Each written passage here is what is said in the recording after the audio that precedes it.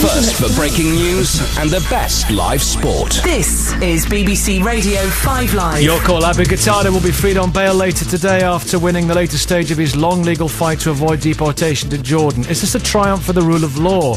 Charity Freedom from Torture says it is, because he could be tried in Jordan using evidence obtained through torture. Keith Best is its chief executive. We as a country subscribe to the rule of law, and we must apply that rule of law equally to those people whom we like and those people whom we don't like. Robin Simcox from the think tank The Henry Jackson Society says he's dangerous and should be kicked out of the country. This is somebody who came to the country illegally and has spent a decade here encouraging young British Muslims to fight and die in places like Chechnya, Afghanistan, legitimised suicide bombing. What do you think? Are you glad we're taking a strong stance on torture, or are we being too soft on a man many want to see at the back of? Qatada is staying, for now, in Britain. Is this a triumph for the rule of law, or are we being too liberal for our own good? 0500 909 693. Text me, 85058. So is this a triumph for the rule of law, the fact that Qatada is staying, for now, in Britain, or are we just being too liberal for our own good? Are we the suckers? Peter Bone joins us, who takes a hard line on this. He's been on this Your Call business before. Tory MP Peter Bone. Good morning. Good morning. Hello to you. And John Cooper, QC. Good morning, Nicky. How are you, John? Leading I'm well, good to talk to you. Human rights and criminal barrister. You too. Steve's in Morecambe, Mary's in Manchester. Steve, what do you think? Well, I can't say I was shocked, because we've heard all this before, but I was horrified. There's no mention yesterday on the Radio 4 PM programme about my human rights. What about the human rights of people in this country who don't want to be blown up by suicide bombers?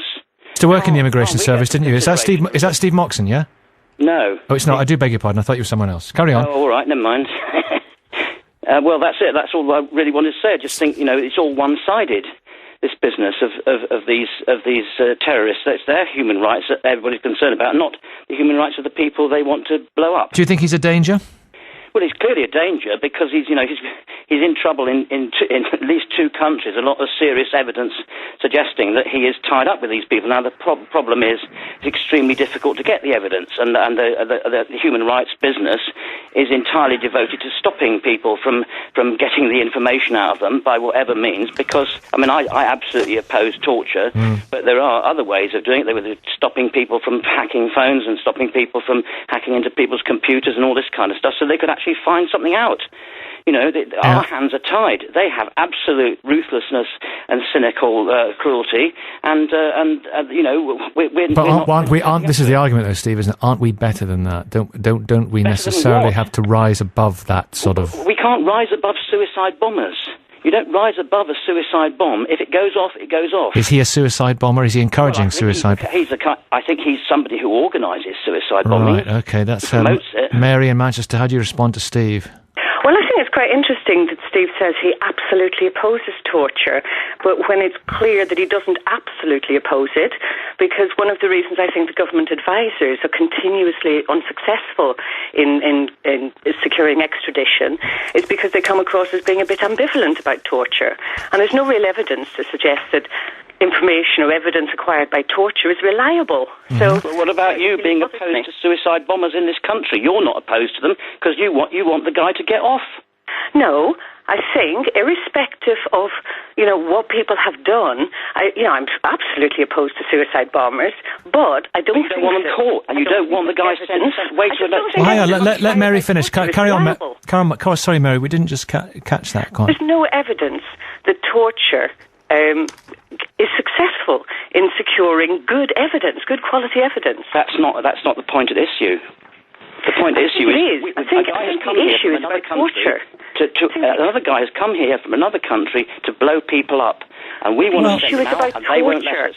Yeah, I think it's fair enough to seek extradition because of his intent or because of inflammatory kind of preaching or whatever. The appalling things he said, but if he's going to go to a place and he's been put on trial using evidence that has been obtained using torture, are you comfortable? Peter Bone, are you comfortable with that? Well, that's not the case, of course, because the Jordanians aren't using torture. No, but evidence And they're has not been using obtained. evidence extracted by torture, that's quite clear. The only reason this terrorist or dangerous man, as the Home Secretary says, isn't on a plane back now is because of the European Court. Our Supreme Court said he should be sent home. So if our Supreme Court says he should be sent home, that's good enough for me. The Prime Minister wants him sent home, the Home Secretary wants him sent home, the Shadow Home Secretary wants him sent home, and the British people want him sent home. So I would say to Theresa May, get a grip and put him on a plane tonight. Would that be practical, John Cooper? Let's be very clear about this, and let's be very clear at what the situation is. The Jordanian government have not been able to satisfy a court that evidence obtained by torture would not be used against this man. That is the clear ruling in this court, based on the evidence, having heard the evidence. So it's incorrect to say that evidence obtained by torture would not be used against him.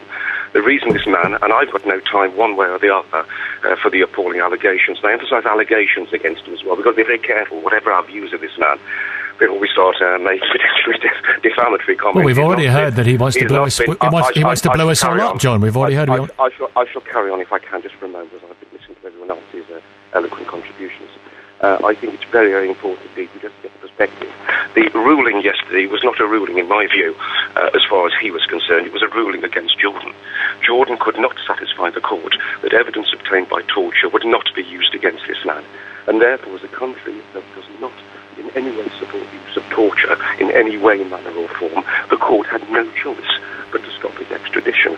That's the hard fact of it. Now, I can understand the concern being expressed by all contributors here. Of course I can. But the hard fact is that Jordan could not satisfy a court that evidence obtained by torture would not be. Okay, your line's just coming in and out. If you could try and speak into the mouthpiece a little bit, John, that would be good. I think it's just fading. I beg your pardon. That's all right. I beg your pardon. Did you catch what I said? We did, yes. I think I can safely say that we generally did. What do you make of the allegation, though? I mean, Steve from Morecambe there saying he's encouraging suicide bombing and wants to blow us all up. Well, as I say, I'm not going to get involved with allegations. Let's put it this way, various other people have been involved with allegations in other spheres, and they've got their fingers burnt. Let's see what the evidence brings out at the moment. So I'm not making any comment upon allegations at the moment. All I'm simply saying is that Jordan has not satisfied a court that evidence obtained by torture would not be used to achieve a conviction. We can't make excuses, or we cannot make alterations for the rule of law and the law based on the fact that we do not like a particular man. The law has to apply equally, and we can't simply say because we do not like this man, the law on torture should be suspended. It has to apply to everyone, however unpleasant people may think they are. Peter Byrne, isn't this a basic, fundamental Tory principle, adhering to and respecting the rule of law? Oh, you're quite right, of course. And the rule of law should be the Supreme Court of this country, and the Supreme Court of this country says he can be sent home. So that is not the argument. The argument is that the European Court, this Mickey Mouse Human Rights Court, has interfered and stopped it. And as the Home Secretary stated, if it wasn't for their interference, he'd already be back in Jordan. I mean, people have got to take the balance. Are we going to stand up for the British people, the security of the British people, or are we going to stand up for this European court? And I think we should stand up for the British court. And other countries, I mean, Italy, for example, sent 2 terrorists back home. The European court said that was the wrong thing to do and fined them about £12,000. Now, £12,000 wouldn't be half a day spending on keeping this guy under surveillance. I mean, it is absolutely absurd, and I really do think that people trying to defend this person on the grounds that something has got to do with the rule of law, when our own Supreme Court says he should go home, seems to me to be rather far-fetched. What crime is it? Yes. May I say something, Nick, if I can here? It's very important we try to keep calm about this debate and not bring in human rights, European Court, or indeed political arguments about Europe, which are all interesting arguments, but for another place. This is an argument about the use of torture. This is an argument about a country that has not satisfied the court that it will not use torture or evidence obtained by torture against a man. And it's as self-contained as that. And I think that any reasonable person, any reasonable person, without shouting at each other, or indeed interrupting each other, any reasonable person would simply say they surely are against the use of torture to obtain evidence, which in any event, like your other contributor said, is tending to be unreliable in any event. Are you against the use of torture, Peter Byrne, for obtaining evidence? The BBC seriously suggesting I do not represent that any the BBC. Conservative MP is in favour of torture? That's No, I'm asking you a absurd, question. Are you seriously suggesting that a question determines the policy of an entire organisation, where I'm just trying to get an answer from you to see what you will say in this debate? It's a debate, Peter Bone. What do you think about the use of torture? You don't approve of it. Well, John Cooper is telling us that it will happen. He will be tried. He's absolutely wrong. That's better. Mary, do you want to come back in? Oh, yes. Well, I mean, again, Peter Bowen is saying he's absolutely opposed to torture, but he quickly jumps into people are defending this individual, which is just not the case. You know, it's people who are opposed to the use of torture in order to obtain evidence, and the courts have said that they don't effectively believe, you know, what's being presented to them about countries saying that they won't use torture. I mean, Mary makes the point. Mary makes the point well, if I may say so. None of us here who are simply supporting the decision made yesterday are in any way supporting this man. The evidence will, in due course, evidence obtained properly and with proper restraint, will, one hopes, come to the correct conclusion one way or the other here. Well, all we're simply saying is that people tortured into giving evidence, their evidence must surely be unreliable. But the law in this case is completely one-sided. It is only considering the rights of the person who is threatening to organise terrorist activity. It's not considering the rights of the people. Well, hang on. What crime has he committed? Well, I don't know the details of why he's been in prison for such a long time. But he's not been charged. He's not been found guilty of anything, and I think we should be very careful about what we say. There is strong circumstantial evidence about his involvement in terrorist activities, very strong indeed. And I'm not an expert in law. I'm not an expert in terrorism. But the people who have that knowledge are fully convinced that this guy has been a very important. And Peter Bone, the problem here is, of course, that this evidence, for various intelligence reasons, they say it is inadmissible. Well, of course, he has been convicted of terrorist offence in Jordan, and our Supreme Court... By the use of evidence obtained by torture. Sorry, were you the gentleman that said don't interrupt? All right, forgive me. Yeah, thanks. Our Supreme Court has said that he wouldn't be tortured. Evidence used by torture allegedly would not be put into the case. Our Home Secretary has made it quite clear. The constitution of the Jordan has been changed on the whole issue. It is not this country, it's not our courts that say he shouldn't be sent home. It's because of a European court ruling. And basically people are saying that the European court should have precedence over our courts, and I just don't accept that. May I say, Nicky, again, I must say that it's important to listeners come to a view one way or the other. No one here is, wanting to monopolise people's views, but they must have the facts. Let's keep the European political argument out of this. The fact is, a tribunal of 3 independent and esteemed judges listened to the evidence and were of the view that evidence obtained by torture may and could probably be used against him. His conviction, and I rather impolitely intervened a moment ago, but what I was going to say was his conviction, which has been obtained in Jordan, has been obtained through the use of torture evidence. That's the only argument. It's nothing to do with the Court of Human Rights. It's to do with... It's nothing to do with his rampant xenophobia and his allegiances and the wonderful things he said about Osama bin Laden being wonderful. Mike, what do you say in London? Well, I think it's outrageous that the likes of Peter Bone is suggesting that we go and that the government should ride roughshod over a court decision. We're here to... Sorry, the court... Yesterday's decision was a victory for the rule of law. Can you hear me? Yes, we can. Oh, brilliant. Yes, went funny. Anyway, yesterday's decision was a victory for the rule of law. We have, 10,000 troops or whatever in Afghanistan? We had Captain somebody or other, Barry, who was shot dead on Sunday. He was there trying to enforce the rule of law. So there you have Peter Bone in his comfortable Westminster whatever, and he's insinuating that he's suggesting that the government should ride roughshod over the decision of a court while troops are losing legs and arms and their lives trying to enforce the rule of law in another country. This man came here on a false passport. He said a series of things. He has a series of allegations made. Is it?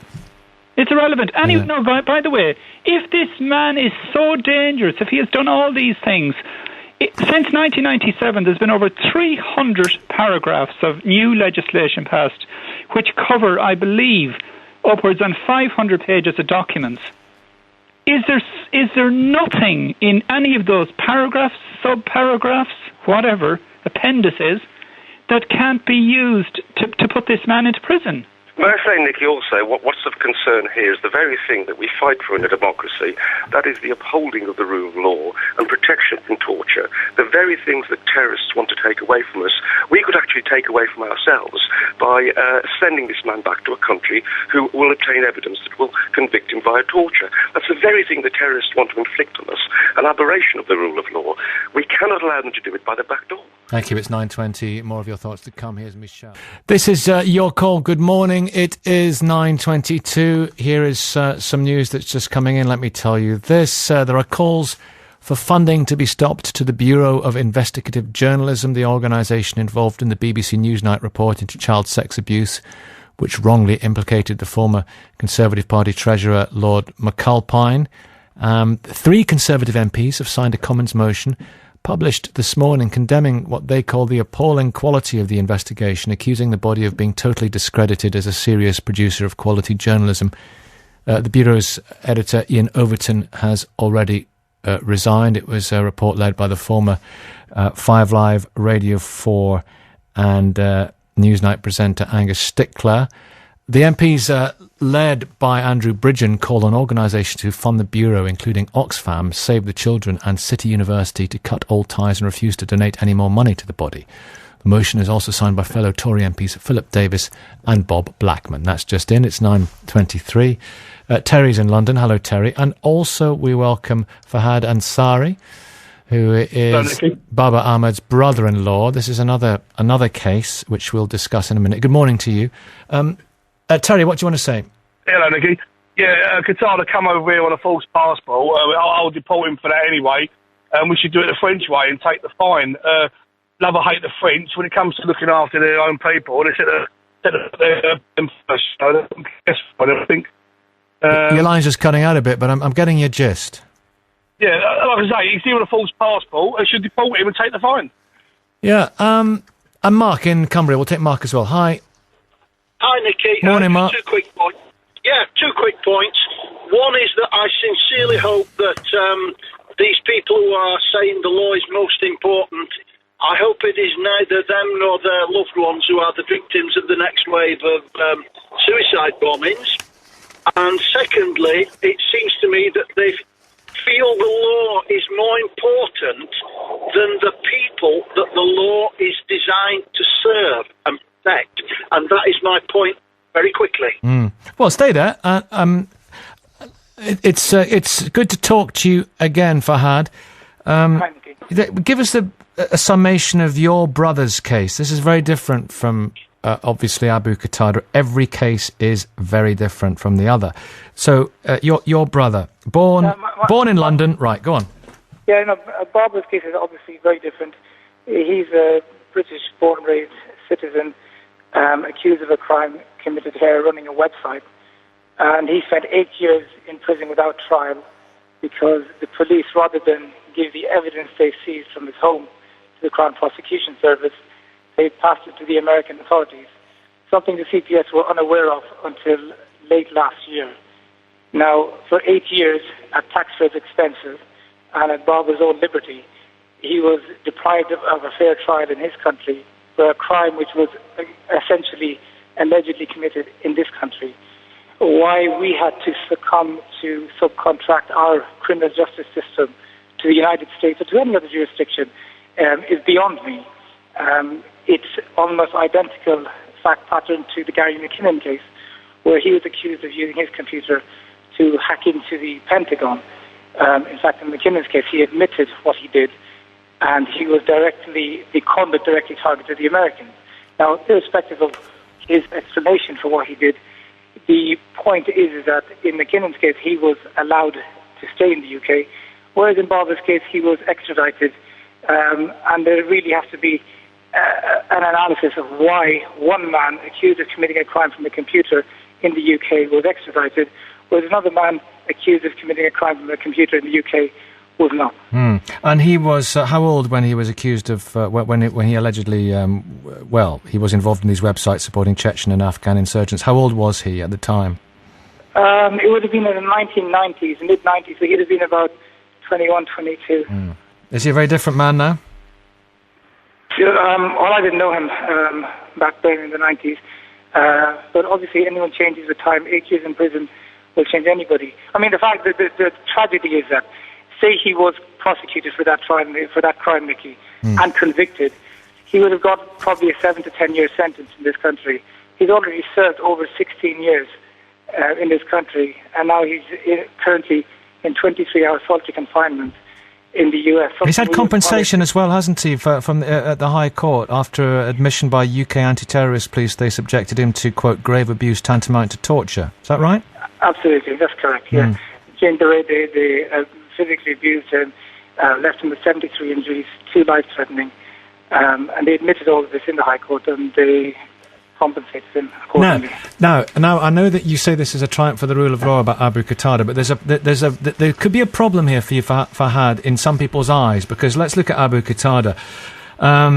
He's called on, according to the Middle East Media Research Institute, called on Muslims to kill the wives and children of Egyptian police. He said, according to The Guardian, he issued a fatwa authorising the killing of Jews, including Jewish children. He said Americans are no better than Jews to a congregation at Finsbury Park Mosque. There was no difference between English people, Jews and Americans. What else? There's a long list. He in a poem attributed to him appeared online praising Osama bin Laden, glorifying the attacks. In another sermon, he said to have stated it was not a sin for a Muslim to kill a non-believer for the sake of Islam. Isn't it dangerous for you, given what you've set out about your brother? And many people think there is a very, very strong case, and many right-minded people support you. Isn't there a danger you're associating yourself with a bad guy here? Well, I mean, for me, it's the principle of the matter. Many of those who support Barber do it on the matter of principle. They might not support insurgency in Chechnya or Afghanistan. Well, on the matter of principle, they support Barber, not because of who he is or anything else, but it's a matter of the principle. Same with Abu Qatada. Now, you've mentioned a number of very serious issues, many of which, are quite abhorrent, and rightly so, to many of the British public and many normally decent human beings. The problem is, though, is that we've got laws to prosecute. Now, if you're saying he's done all these things, if you've got the evidence against him, why can you not prosecute him? I am really fed up of my taxpayers, your taxpayers, and everybody's taxpayers' money being used by Theresa May to detain this guy, keep him under 24-hour surveillance when he's on bail, and then, not prosecute him. The Kent police 2 days ago arrested a teenager for posting a picture of him burning a puppy on Facebook, saying it was offensive. We've convicted other teenagers of posting on Twitter and Facebook offensive comments about British soldiers. Now, the stuff you've just highlighted is far more graver and far more serious than this. Abu Hamza, we convicted him of for making similar statements and banged him up in prison. So why can we not prosecute? He was involved. Abu Hamza had a link to the terrible kidnapping in the Yemen as well. No, but we didn't prosecute him for that. We prosecuted him for what he the Americans are trying to. The Americans are extraditing him for that. So I'm talking about what our criminal justice system. We have prosecuted and convicted Abu Hamza. You're telling me that this man is al-Qaeda's European ambassador? I'm not telling you anything. This is what the authorities tell us, and the authorities tell us that he said all these things, and he incites suicide bombers. Then prosecute the guy, put the evidence before a court. We live in Britain. We don't live in South. So the burden of your song here seems to be there is not a level playing field, for British citizens. Well, although we have to say that Abu Qatada is not. It's not about British. I mean, the funny thing is, I'm hearing all these people on your show coming in and criticising the European Court of Human Rights. Yesterday's decision was not by the European Court of Human Rights.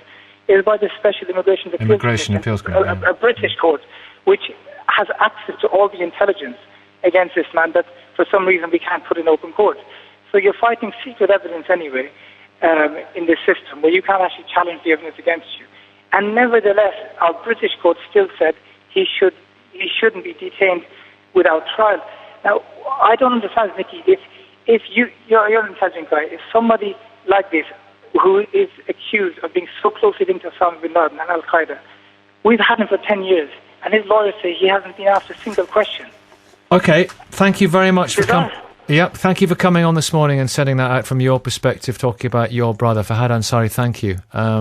Human rights lawyer, Barbara Ahmed's, brother-in-law, I do beg your pardon. Right, 9:31, Andy Verity, inflation figure. 5 Live. I'm going to bring on Stephen in London. Hello, Stephen. Good morning to you. Good morning, Nicky. And let me just bring some others in as well, and I'll tell you why in a minute. James in Reading. Hello, James. Hi, Nicky. Hi there. And Darren in South the Midster in East Sussex. Hello, Darren. Hi. Now, I bring you on. I think you all are sort of pretty negative about Abu Qatada one way or another. And the reason I say that is we've got Benjamin Ward on from Human Rights Watch. Benjamin Ward, good morning. Hello? Hi. Hello, Benjamin Ward, right. James, explain to Benjamin Ward, tell him your feelings about Abu Qatada and why. Then Benjamin can have a conversation with you. James. Well, I think there's a big disparity between what's going on recently in the last year. Someone like Gary McKinnon, say the Americans wanted to sort of have him extradited and brought over. Obviously, the Britons have got a case for keeping him in his human rights. But he wasn't actively, physically, plotting or in mosques sort of preaching. And I think we've got to look at the Human Rights Act, put it in context. But I think, in my sister, for example, she was on a bus behind a bus stop on the bombing in London. So obviously I'm not saying there's bias there, but I'm worried that taxpayers are paying for all the court costs, obviously surveillance, etc., and detention of this person in this country. And to be honest, I'm not really sure that people know actually what's going on in this country anymore. To be honest, in terms of the finances and the cost it's cost, that money could be well spent somewhere else. That's my point mainly. And then the second point is, I think we could be looking at the dissolution of our part in Europe because of this, on the Human Rights Act. Okay, and Stephen in London, your point. Yeah, isn't it ironic, Nicky, that we've got somebody in Wandsworth, Nick, at the moment that believes in speaking out against Islamic extremism. Obviously, Tommy Robinson, I'm sure you're aware of that. Well, the English Defence League guy. Yeah, that's right. You've got someone like Abu Qatada whose sermons of his videos were found in a Hamburg flat of the 9/11 hijackers, Mohammed Atta. I mean, we are the laughing stock of the world. And do you know what? I don't care that if evidence was obtained by torture, because we all know he's guilty, and I'm just hoping... You don't care? I don't care. Don't we have to subscribe to the highest standards? No, we know he's guilty, Nicky. We know he's guilty. His videos were found in the 9/11 flats of these people in Hamburg. He's linked to these Algerian groups. I mean, the guy just taking the mickey out of us, and we are the laughing stock. And I'm just hoping that we got the guts to just and that human rights site. Do not get me talking to him because I would just lose it. Let's hear from Benjamin Ward. When you hear reactions like that, when you hear emotions like that, Benjamin Ward, and Tommy Robinson being hailed as a kind of hero, what do you say, Benjamin? Well, look, this is a very difficult case, and I think no one would dispute that. And it is. I think no one would dispute it's gone on for far too long. But the fact is that this man, if he has done the things that the British government and Jordanian government says he's done, should be put on trial in this country where he can get a fair trial. And it's pretty remarkable that he's been in custody, in British custody, for 9 years, and during that whole time, no evidence has been put forward that's actually sufficient to charge him. So absolutely, he should be prosecuted. We believe that terrorism should be prosecuted as a crime. Terrorists are criminals and they should be prosecuted, but they should be prosecuted in a way that respects basic principles of British justice, which means the right to a fair trial and the right not to use tortured evidence. Darren, do you want to come in here? Yeah, I was just saying to your intro before saying that an irony is that we chase people like Starbucks the other day for the legal non-paying of taxes with the way that they distribute their monies around the world globally. And we chase after this, and here we are with someone that has created or done things, supposedly, we actually use the word supposedly at the moment, atrocities around the world. Has he? And whilst being in this country. Has he? Benjamin Ward. Well, I mean, again, I think the difficulty is, look, he may well have done, but if that's the case, why has he not been prosecuted in the UK? And I think the answer to that is that they would rather the British government would find it more convenient to get rid of him. Well, actually, that's why the case has dragged on for as long as it has. You see, Stephen, you say you're extolling the virtues of the English Defence League, and you're saying that you don't care if he's you have a problem with evidence being obtained by torture. You're going against the principles that great men like Winston Churchill, who you should, as a great English patriot, you should be extolling his virtues. You know, pardon me for suggesting you should extol the virtues of Winston Churchill above those of Tommy Robinson. Well, Winston Churchill, Nicky, was the first spoke out against the problems of Islamic extremism. If you knew your history, which I'm sure you do, Winston Churchill did speak out against the dangers of Islamic extremism. The fact is, Nicky, and he fought for the ending of torture as well. Whatever Benjamin says, tapes of his sermons were found in the flat in Hamburg belonging to Mohammed Atta. It's a fact that he has funded and has been... He was found with loads of money on him and a special envelope marked for Mujahideen in Chechnya. I mean, I think what we should do is just put him on a plane, forget the little fine we're going to get off this pathetic European court. You've got a lot of evidence against him. Let's bring George here in Slough. George, what do you want to say?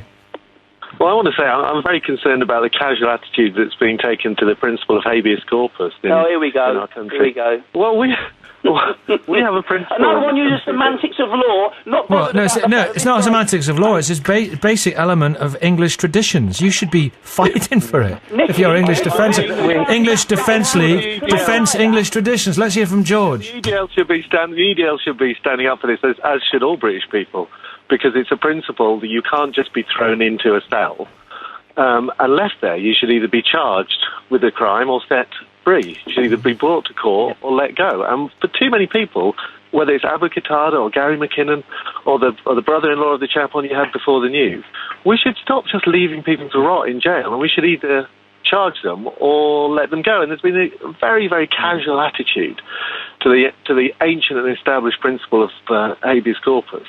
And if, I'm sure all the callers would agree, we need to do something about this guy. He either needs to be charged or let go. Well, when he was questioned in 2001 over his alleged connections to this German terror cell, as has been pointed out, £170,000 in cash in his home, 805 quid in an envelope for the Mujahideen. Why were no charges? Benjamin Ward, did they miss the bus here? No, what Benjamin happened was Ward. that in 2000, at the end of 2001, Parliament passed a law that allowed foreign terrorism suspects to be indefinitely detained without charge. And it's obviously a lot easier to indefinitely detain someone on the say-so of the Home Secretary than it is to actually assemble a case. Because of inadmissible evidence and incriminating intelligence. Yes, and then operatives. by the time that law was ruled, was struck out in 2005, they then moved to the idea of getting rid of him. So I think that there was a missed opportunity in 2001 when that arrest was made to put the evidence together. But I think it's not too late. The Jordanians apparently have evidence. I'm sure the security services have evidence to put him on trial here, where he can get a fair trial. Yeah. Nicky, can I say one George, yes, George, please come back, yeah. Well, we've had a casual attitude to habeas corpus. We also have quite a casual attitude to the European Court of Human Rights. I mean, I think one of your callers has already said this morning, yesterday's decision wasn't on the European Court of Human Rights. But we've had people in the last 24 hours saying we should just ignore the European Court of Human Rights, something that not only we signed up for, but Winston Churchill helped set up. But when Winston Churchill set it up, it wasn't being abused like it is now. I mean, it's pathetic now. Because it comes out with a decision you don't like, it's being abused. Well, the European Human Rights, when it first started, it was a good idea. But the way it is now being abused by human rights lawyers, like that Benjamin clown you got on, I mean, I just hope that this is what I really feel, if we don't put him on a plane, I just hope some rogue criminal... Careful what you say here. Be very, very careful what you say here, because there are laws on incitement. I'm saying there are laws on incitement. I'm saving you from... You take him out where? To the cinema? No, I'd take him out with a gun. If someone said to me, I've got 3 months to live, and I had a gun, I would kill there are every laws. child Listen, I'm myself. saving you from yourself. There are laws on incitement to violence. I know the Goodbye. BBC had a policy, Goodbye. Benjamin Ward. There's a lot of people who are angry with the so-called human rights clowns such as yourself. Benjamin Yes, Ward. I mean, of course there are. Of course there are. And you know, I think these kinds of controversial cases obviously are the ones that get a lot of media attention. And of course, it's also hard, I think, sometimes for people to think about why, you know, what appear to be quite abstract principles are important and are worth defending, even if it means, you know, that people who are undesirable benefit from them. But he is here illegally. Should he not have been kicked out years ago? Well, he was actually granted refugee status because of the persecution he experienced. He comes in on a false passport, then his false passport. Well, I mean, it's impossible to enter many people enter with false documentation who have a genuine refugee claim. But the thing about the case against him in Jordan is that he was convicted in his absence based on evidence that was obtained, tortured confessions against his accomplices.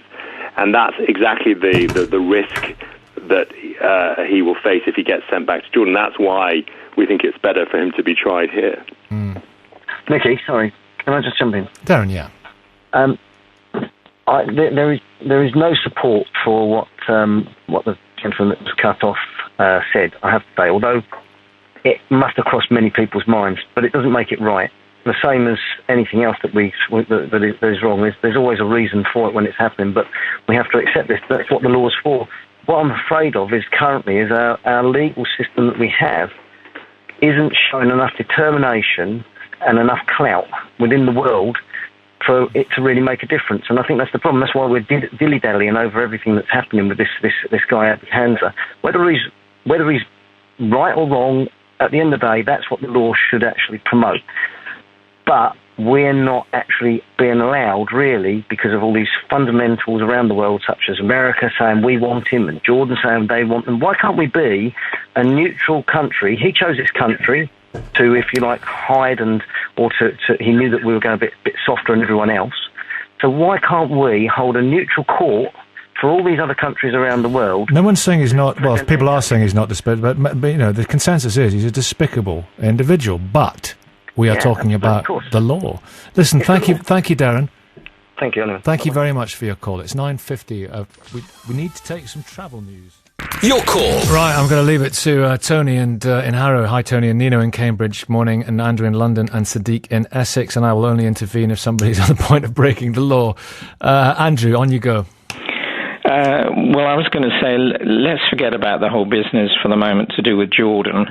The man entered this country illegally. He shouldn't have any rights here, as far as I'm concerned. Whatever rights he was granted should be revoked, and he and his family should be returned to the country from which he arrived, which I believe was not Jordan, it was somewhere else in the Middle East. So let's return him there and let them deal with it. The other point I'd like to make is this business about putting him on trial in this country. We seem to be attempting to take sovereignty through the European human rights legislation over any and every country around the world. It's not for us to be judge and jury over every sovereign country on this planet. Someone else, in this case it's Jordan. They want to try him. Are we not going to respect them? I mean, I think Jordan's a member still of the United Nations and every other United Nations affiliated organisation. A friendly country, yes. And everyone holds up the United Nations. And our royal families have great ties. Our family. Well, I'm not really interested in royal families. I'm talking about the links between nations. I'm bolstering your point. Well, I'm talking about the United Nations. Leave royal families out of it. The issue is that, Jordan is a sovereign country. we should, in the same way that we would expect them or any other nation on this planet to respect us as a sovereign nation, we should have some respect to them. Well, that's basically what I'm saying. I want to bring Sadiq in. You've made a lot of points, and I want to get Sadiq to respond to them and other people, because we've got other people to talk to, but you made that point very well. Sadiq. Good morning, Nikki. Nikki, I want all callers to remember this is the same government that told us and lied to us about Hillsborough for 20 years. The same governments that lied to us about Iraq and Afghanistan. So I worry, Nick, whether this is really a race issue that people are calling in about. And this is the same man who said on Panorama in an interview in 2001, Bin Laden in the image I have of him, that's the image of a Muslim man who defends the causes of his nation against his enemies. I'm going to ask you a question. In a second you can. And he should be supported by every Muslim. The question I ask you, you can make your point in answering the question, and the question is, can you understand why a lot of callers are angry that a man can say stuff like that and come here on a false passport? I can understand how people are incredibly angry that our government and our media lied to us about Hillsborough for 20 years, when 96 British lives were lost, and we were fooled and hoodwinked at that. So if the man is guilty, if Abu Qatada is guilty, put him on trial, put the evidence before us, the British public, and then, if he's guilty, throw away the key. But we have been lied to time and time again. So why are we falling for these lies? If the evidence is there, present it. The man has been locked up for 10 years, Nikki. I don't defend what he has said or what he hasn't said. Nikki, I don't know what he has said. Like most of these callers don't know what he has said. They have no idea, nor can they quote what he has said. Well, I've just quoted you what he said. It was an interview. It's an interview with Panorama. I've just quoted you. This is absolutely on the record. Nikki, Bin Laden, in the image I have of him, that is the image of a Muslim man who defends the causes of... You're not letting me finish. You're not letting me tell people what he said. You're not letting me tell people what he said. I'm going to try again, then I'll bring you in, Nino. Bin Laden, in the image I have of him, that is the image of a Muslim man who defends the causes of his nation against its enemies and should be supported by every Muslim.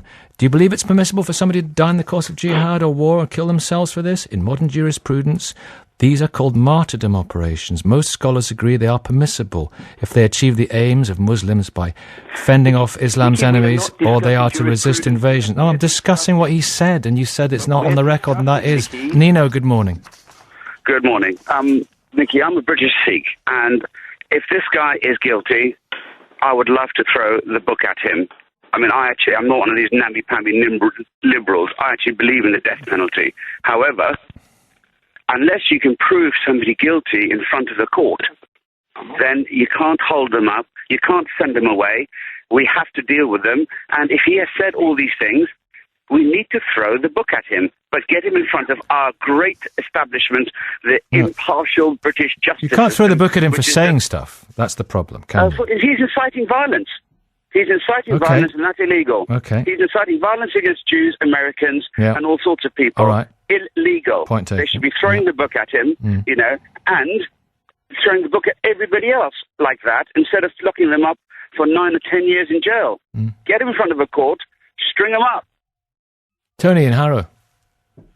Hello there. Hello, Tony. First, I would like to make one thing straight. In the Quran, what you just tried to say about what Abu Qatada got quoted, it stayed in the Quran. It stayed in the Quran. Yeah? It stayed in the Quran. And it's open to interpretation. People try to demonize Bin Laden, yeah? Apart from blowing innocent people up, which apparently they were doing that, apart from that, Bin Laden or his supporters, they were fighting for the injustice in the Middle East. Okay. That's been put under the carpet now. Well, Bin Laden was fighting for injustice in the Middle East. Yes, of course. Yeah, he put the Or was it East Timor, or was it Kashmir? Okay. Yeah, he put the Palestinian issues on the map. Right. Andrew, hi. There's no good better way of doing that. Good morning, Andrew. Hello? Andrew in London, yeah. Oh, well, I've already made my comment, but I would just like Make another one. Well, I just don't see why we should be putting him on trial and going through the whole legal process and then the appeal process, and then having him sitting in a comfortable British jail when he has no rights to be here. Let's just ship him out and his family. End of story, as far as I'm concerned. Last word to Benjamin Ward. Hi, yes. I mean, I think the key thing for us to keep in mind here is, the British principles of justice. We don't use torture evidence. We don't torture people. We give them a fair trial. And if we stand by those principles, then that means we can't send this man to Jordan. We need to deal with him here. Thank you all very much indeed. Have a really good Tuesday. Back tomorrow at 7. Rachel will be here at 6. And another Your Call at 9 o'clock, 2 till 10. Victoria's next.